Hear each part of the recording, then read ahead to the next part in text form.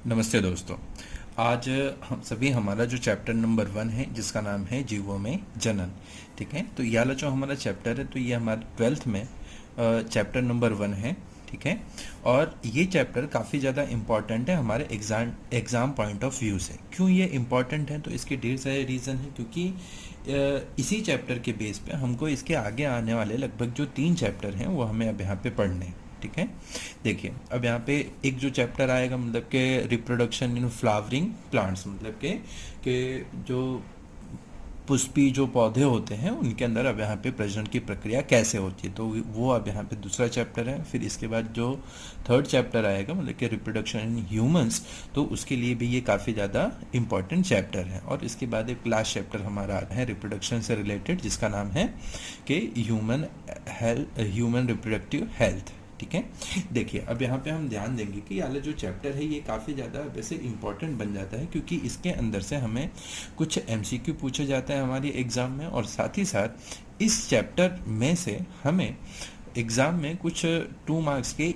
1 question जो होगा वो अब यहाँ पे पूछा जाएगा। ठीक है, देखिए जीवों में जनन, जनन मतलब हम इसको अब यहाँ पे अब लिखें तो जनन को हम कई दूसरे शब्दों से भी जानते हैं। एक को हम यहाँ पे लिख सकते हैं प्रजनन। ठीक है, तो जनन और प्रजनन का मतलब एक ही होता है, इंग्लिश में हम इसे रिप्रोडक्शन भी कहते हैं।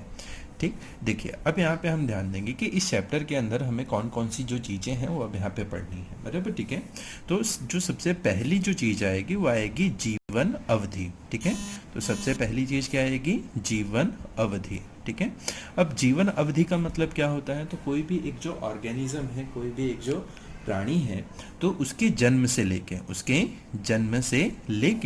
उसकी जो प्राकृतिक मृत्यु है, ठीक है, तो जन्म से लेके उसकी प्राकृतिक मृत्यु तक का एक जो समय काल है इसी को हम कहते हैं जीवन अवधि। ठीक है, देखिए अब यहाँ पे जन्म से लेके प्राकृतिक मृत्यु का मतलब क्या है? तो प्राकृतिक मृत्यु का मतलब हम यहाँ पे ये समझेंगे कि एक जो प्राणी है उसने जन्म लिया, जन्म लेने के बाद उसकी वृद्धि होगी, वृद्धि होने के बाद उसके अंदर परिपक्वता आएगी, और परिपक्वता आने के पश्चात वो प्रजनन करने के लिए तैयार होगा, और अंत में वो व्यक्ति जो होगा तो वो धीमे धीमे बूढ़ा होगा, और बूढ़ा होने के बाद उसकी प्राकृतिक मृत्यु होगी। तो इस तरह से उसके जन्म से लेके उसकी प्राकृतिक मृत्यु तक का जो एक समय काल है इसे हम कहेंगे जीवन अवधि। ठीक है, देखिए अब यहाँ पे हम ध्यान दें कि अगर मान लीजिए एक व्यक्ति है, ठीक है, तो उस व्यक्ति का किसी न किसी कारण से एक्सीडेंट हुआ और उसकी जो मृत्यु है वो 25 वर्ष में हो गई। ठीक है, तो ये जो समय काल है तो हम इसे उस जीव की जीवन अवधि नहीं कहेंगे। ठीक है, क्योंकि उसकी जो मृत्यु है वो एक तरह की प्राकृतिक मृत्यु नहीं थी। ठीक है, देखिए तो जीवन अवधि की एक बार हम फिर से व्याख्या हम याद करेंगे। किसी भी जीव के उसके जन्म से लेके उसकी प्राकृतिक मृत्यु तक के समय काल को हम कहते हैं जीवन अवधि। ठीक है, बहुत अच्छे से हम इस चीज को अब यहाँ पे याद रखेंगे। चलिए दोस्तों, इसके बाद अब यहाँ पे आता है कि हमारी किताब में कुछ प्राणी जो है तो इनकी जीवन अवधि दी गई है, और ये जो जीवन अवधि है ये हमें अच्छे से याद करनी है, बराबर। ठीक है, जैसे कि हम यहाँ पे ध्यान देंगे तो हाथी का जो जीवन काल होता है ये होता है 75 वर्ष का। उसके बाद कुत्ते का जीवन काल 15 से 16 वर्ष, तितली का 1 से 2 सप्ताह, कौवे का 15 से 16 वर्ष, गाय का 26 से 27 वर्ष, तोता जो होता है इसका जीवन काल है 160 वर्षों का। इसे हम बहुत अच्छे से याद रखेंगे क्योंकि हमसे जो गलतियां होती हैं वो यहीं पे होती हैं। ठीक है, इसके बाद जो मगरमच्छ का जो जीवन काल है वो 60 वर्षों का, घोड़ा जो होता है इसका जीवन काल है 50 वर्षों का, ड्रोसोफिला इसका जो जीवन काल है ये होता है लगभग 30 वर्षों का। इसके बाद आता है कछुआ, ये 200 से 250 वर्ष ये जीवित रहता है। ठीक है, तो ये कछुए का जीवन काल भी हम यहाँ पे अच्छे से याद रखेंगे, है ना। इसके बाद आएगा धान के जो पौधे होते हैं उनका जो जीवन काल होता है ये सिर्फ और सिर्फ 3 से 4 सप्ताह का होता है। गेहूं के पौधों का जो जीवन काल है ये 4 से 4.5 माह का होता है, मतलब कि 4 से 4.5 महीने का इसका जीवन काल होता है। गुलाब का जो जीवन काल है ये 5 से 7 वर्षों का है। केले का है 25 वर्ष का। बरगद, हमारे जो बनियान ट्री होते हैं, इनका जो जीवन काल है वो होता है 200 वर्षों का। और जो पीपल के जो पौधे होते हैं इनका जीवन काल होता है 2000 वर्षों का। यहाँ पे हम बरगद और पीपल के अंदर जो एक डिफरेंस है इसे हम बहुत अच्छे से याद रखेंगे। देखिए, अब यहाँ पे ये जो चीज़ें हैं इसे हमें याद करना क्यों जरूरी है, क्योंकि ये काफ़ी ज़्यादा इंपॉर्टेंट है हमारे एग्जाम पॉइंट ऑफ व्यू से। ठीक है, इसमें से कभी कभी कुछ एमसीक्यू जो होते हैं वो हमें पूछे जाते हैं। कभी कभी क्या होता है कि अब यहाँ पे 4 से 5 प्राणियों या वनस्पतियों के बारे में हमें दे दिया जाएगा और उनके जीवन काल को हमें चढ़ते या उतरते क्रम में लगाना रहेगा।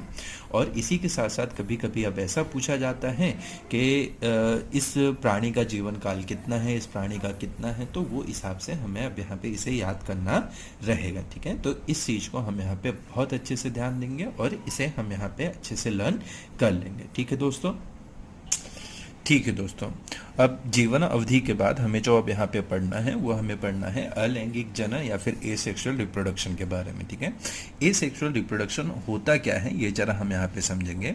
तो जनन की व्याख्या क्या, अगर हम जनन की व्याख्या की हम बात करते हैं तो जनन की एक सिंपल सी व्याख्या ये होती है, कोई जीव अपने ही जैसे दूसरे जीव के उत्पन्न करने की जो क्षमता रखता है। अगर कोई एक जीव है वो अपने ही जैसा दूसरा एक जीव उत्पन्न करने की क्षमता रखता है और और हम उस जीव की इसी क्षमता को कहते हैं जनन या फिर प्रजनन। ठीक है, देखिए अब यहाँ पे हम बहुत अच्छे से ध्यान देंगे। सपोज के अब एक जीव है, ठीक है, तो सपोज के हम यहाँ पे बात करते हैं, ये एक अमीबा है। ठीक है, तो ये अमीबा जो है तो ये जब भी कोशिका विभाजन करता है तो ये अपने ही जैसे दो अन्य जीवों की रचना करता है, मतलब ठीक है।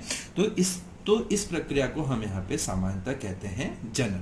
और अगर हम यहाँ पे एक उदाहरण लें लैंगिक जनन का, तो इसमें क्या होता है, तो इसके अंदर हम देखेंगे अब जिस तरह से हमारे अंदर नर या फिर मादा होती है। ठीक है, तो ऊपर वाला जो हमारा सिंबल है वो नर के लिए और ये है मादा के लिए, तो हम यहाँ पे नर और ये मादा। ठीक है, देखिए सामान्यतः हमारे अंदर क्या होता है कि नर के अंदर शुक्राणुओं का निर्माण होता है। जो नर होते हैं इनके अंदर शुक्राणु जो होते हैं वो अब यहाँ पे बनते हैं। ठीक है, और जो मादा होती है इनके अंदर अब यहाँ पे निर्माण होता है अंडाणु का। ठीक है, तो यहाँ पे शुक्राणु और अंडाणु ये क्या है, तो ये एक तरह के हमारे युग्मक हैं। ठीक है, जो कि हमारे शरीर के अंदर बनते हैं और इन युग्मकों के बीच अब यहाँ पे निषेचन की प्रक्रिया होती है। निषेचन अर्थात क्या, कि दो युग्मक आपस में जुड़ते हैं। ये दोनों ही जो कोशिकाएं हैं ये आपस में क्या होंगी, जुड़ जाएंगी और इन दोनों के जुड़ने से,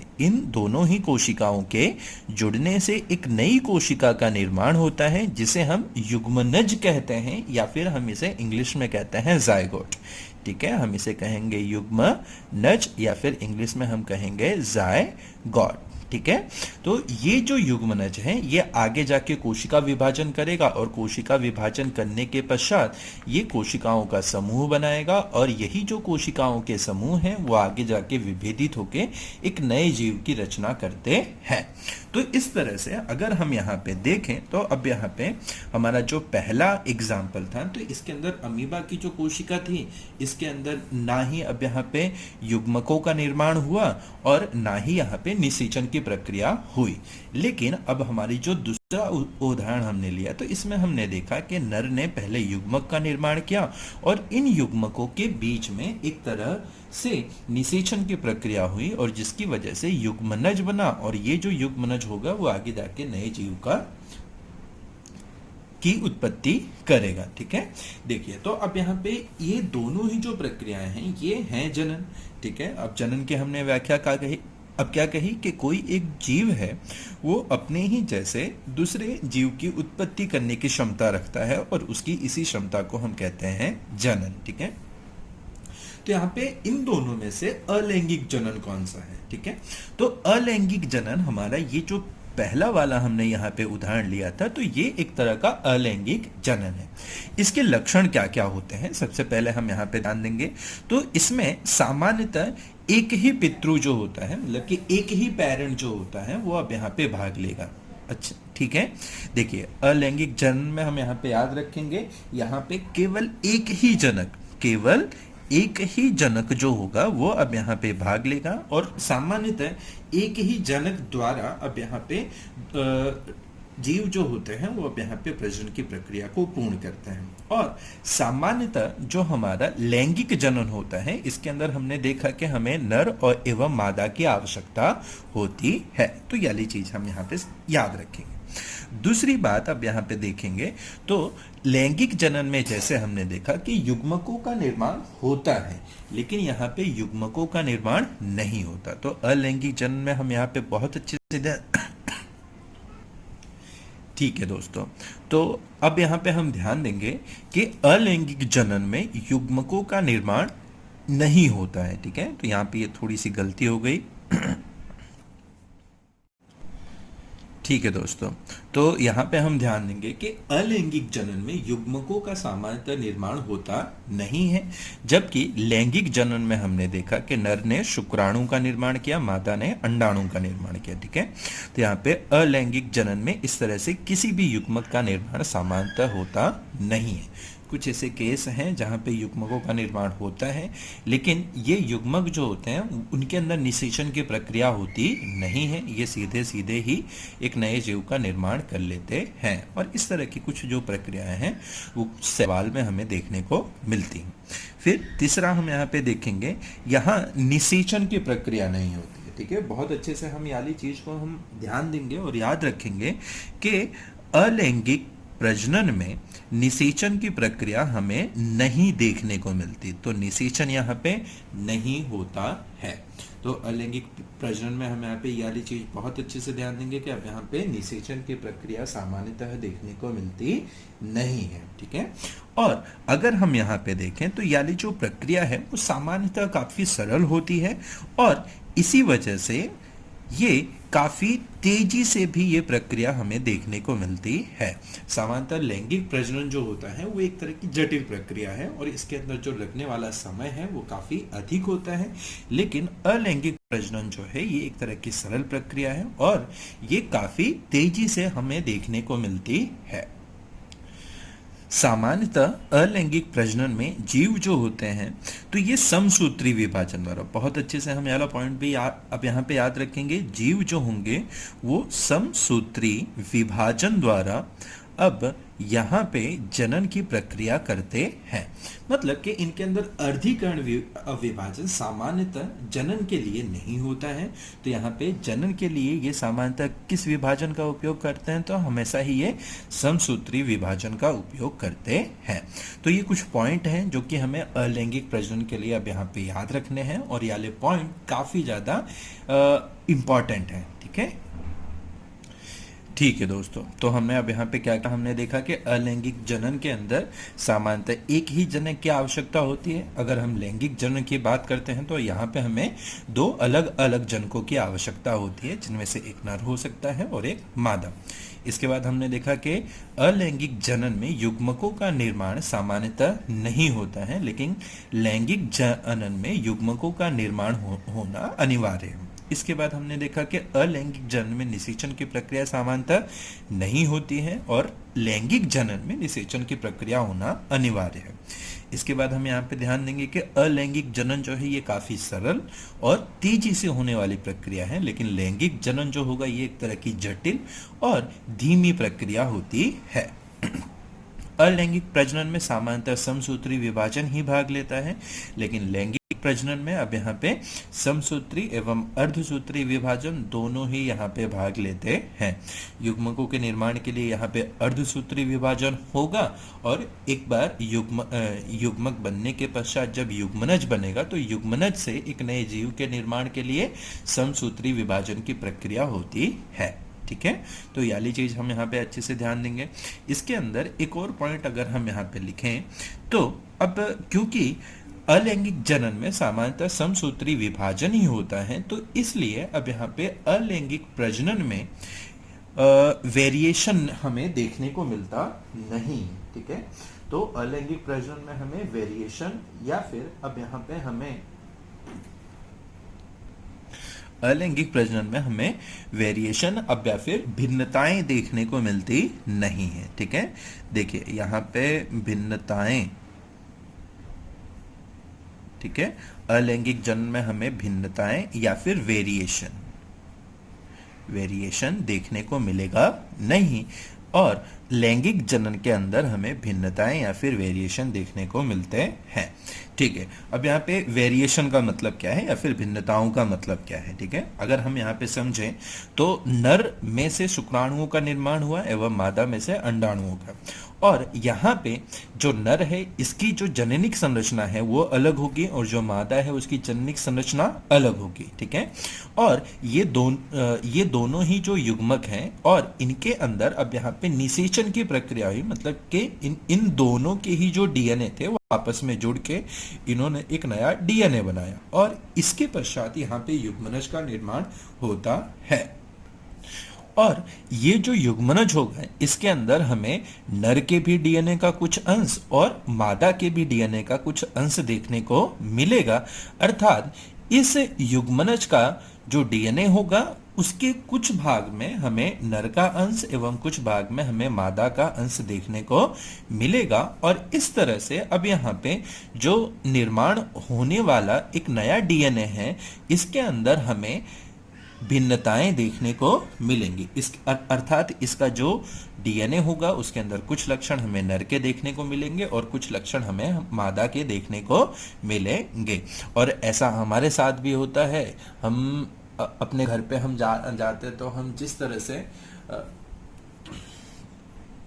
पापा बाहर से आने के बाद या फिर काम पे से आने के बाद वो जिस तरह से अपना बैग रखते हैं या फिर मतलब कि जिस तरह से वो टेबल पे बैठ के टीवी देखते हैं, तो हम भी उसी तरह से लगभग स्कूल से आने के बाद हम अपना बैग फेंकते हैं और उसी तरीके से हम भी टेबल पे जाके बैठ जाते हैं। या फिर अगर हम यहाँ पे देखें तो हमारी मम्मी जिस तरह से चिल्लाती हैं तो हम भी कभी कभी उसी तरह से चिल्लाते हैं। या फिर हमारे सोने की आदतें, हमारी आंखों का रंग, हमारे बाल और इस तरह के जो अन्य लक्षण हैं, हमारी ऊंचाई, हमारी त्वचा का रंग, इस तरह के जो लक्षण हैं वो कुछ लक्षण हमारे माता में से आते हैं एवं कुछ लक्षण हमारे पिता में से आते हैं। तो इस तरह से लैंगिक और अलैंगिक प्रजनन में एक जो अंतर है वो हम यहाँ पे याद रखेंगे। ठीक है दोस्तों, तो आज हम अपना जो लेक्चर है हमारा तो उसे आज हम अब यहीं पे ख़त्म करते हैं। ठीक, और इसके अंदर हमारे लिए जो एक होमवर्क है तो हमें अब यहाँ पे ये 3 क्वेश्चन जो हैं वो लिखने हैं। सबसे पहला जो आएगा वो आएगा अलैंगिक एवं लैंगिक जनन में अंतर लिखना है। तो अभी हमने अब यहाँ पे पढ़ा कि अलैंगिक एवं लैंगिक जनन में कौन कौन से अंतर हैं, तो ये सारे अंतर हमें अब यहाँ पे अच्छे से लिखने हैं। ठीक है, हमने अब यहाँ पे शॉर्ट में लिखा है, इसका मतलब ये नहीं है कि हम कि आप होमवर्क में भी आप इसे शॉर्ट में ही लिख देंगे, आपको पूरा वाक्य बना के यहाँ पे लिखना रहेगा। ठीक है, और नीचे हम कुछ आप यहाँ पे उदाहरण भी लिख देंगे। इसके बाद हम यहाँ पे ध्यान देंगे कि जनन की व्याख्या हमें लिखनी है। मतलब कि अब जिस तरह से हमने कहा कि जनन की व्याख्या अर्थात क्या, कि जीव जो होता है वो अपने ही जैसे नए जीव की उत्पत्ति करने की क्षमता रखता है, इसी को हम कहते हैं जनन। तो हम यहाँ पे जनन की व्याख्या लिखेंगे। और इसके बाद हम यहाँ पे हमारा जो 3rd क्वेश्चन है जीवन अवधि पर टिप्पणी लिखें। ठीक है, तो हमें अब यहाँ पे जीवन अवधि अर्थात क्या होता है तो हमें इस पे अब यहाँ पे टिप्पणी लिखनी है। और साथ ही साथ में हमें इसके कोई भी 5 उदाहरण लिखने, मतलब कि किन्हीं 5 प्राणियों या फिर वनस्पतियों के हमको अब यहाँ पे उदाहरण लिखने हैं। तो आज का लेक्चर हमारा यहीं खत्म होता है। आपको इन सभी क्वेश्चंस के आंसर कमेंट में लिखने रहेंगे। ठीक है, या फिर आप इन्हें व्हाट्सएप भी मुझे कर सकते हैं।